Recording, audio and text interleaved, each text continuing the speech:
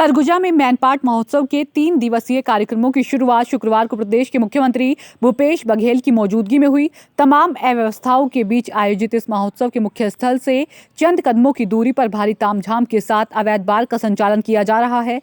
सत्ताधारी दल से राजनीतिक संरक्षण प्राप्त जिले के एक पुराने शराब ठेकेदार और कुछ मंत्री के लोगों के पार्टनरशिप में संचालित ये अवैध बार मैनपाट से अंबिकापुर आने वाले मुख्य मार्ग में संचालित है, जिसके संचालन की तैयारी तब से की जा रही थी जब से मैनपाट महोत्सव को सफल बनाने की तैयारी की जा रही है।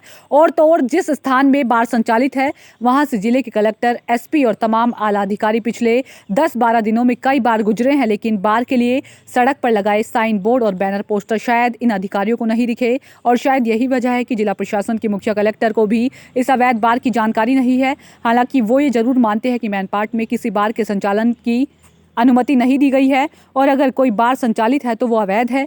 छत्तीसगढ़ की कांग्रेस सरकार के घोषणा पत्र में पूर्ण शराबबंदी के दावे किए गए थे, लेकिन शराबबंदी तो दूर, उनकी सरकार में सरकार से संरक्षण प्राप्त कुछ लोगों द्वारा अवैध बार का संचालन किया जा रहा है, जिसको लेकर विपक्षी दल भाजपा के बड़े नेता मैनपाट महोत्सव पर सवाल खड़ा कर रहे हैं। प्रदेश भाजपा के प्रवक्ता अनुराग सिंह ने इस मामले को लेकर सरकार को कटघरे में खड़ा किया है और आरोप लगाया कि शराबबंदी की बात करने वाली सरकार शराब को प्रोत्साहन दे रही है। पिछले एक दशक से आयोजित मैनपाट महोत्सव में ऐसा पहली बार हुआ है कि बिना किसी डर भय के इस प्रकार से अवैध बार का संचालन किया जा रहा है। और तो और अवैध शराब की खबर बनाने गए पत्रकारों को खबर बनाने के दौरान जिले के एक मंत्री के गुर्गों द्वारा मारने पीटने की धौंस भी दिखाई गई। बहरहाल मैनपाट महोत्सव में जिला प्रशासन की आंख के सामने अवैध शराब परोसने का धंधा फल फूल रहा है, लेकिन ना ही जिला प्रशासन और ना ही पुलिस प्रशासन किसी में इतनी हिम्मत नहीं है कि इस अवैध कारोबार को बंद कराकर कारोबार में संलिप्त लोगों पर कानूनी कार्रवाई की जाए। शायद कार्रवाई करने के लिए जिम्मेदार अधिकारी इस बात से डर रहे हैं कि कुछ करने पर उनके खिलाफ कुछ ना हो जाए। क्या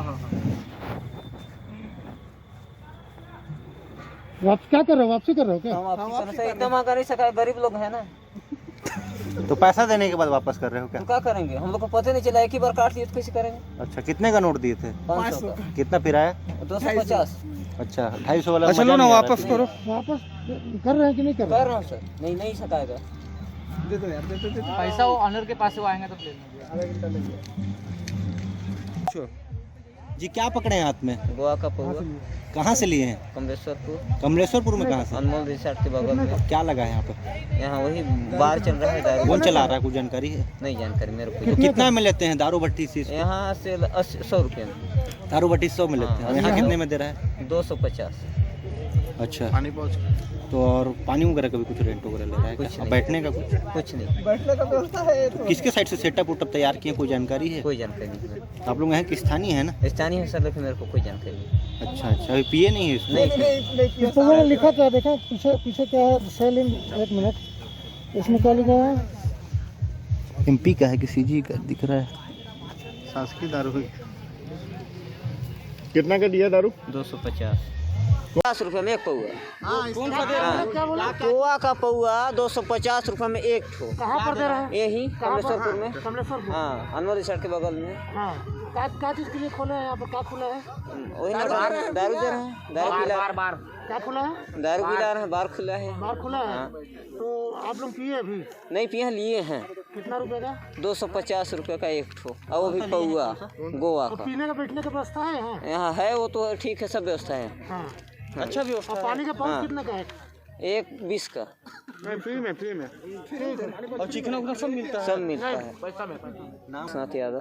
कहाँ रहता है? अस्करा।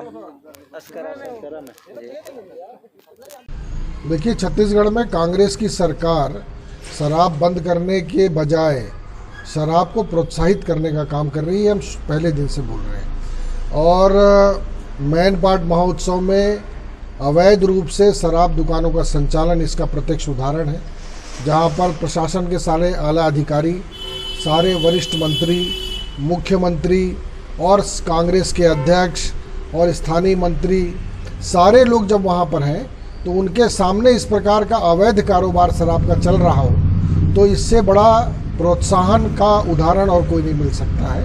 ये निश्चित रूप से एक प्रकार से एक शराब को प्रोत्साहित करने की और गलत कामों को, गैर कानूनी कामों को प्रोत्साहित करने का काम है।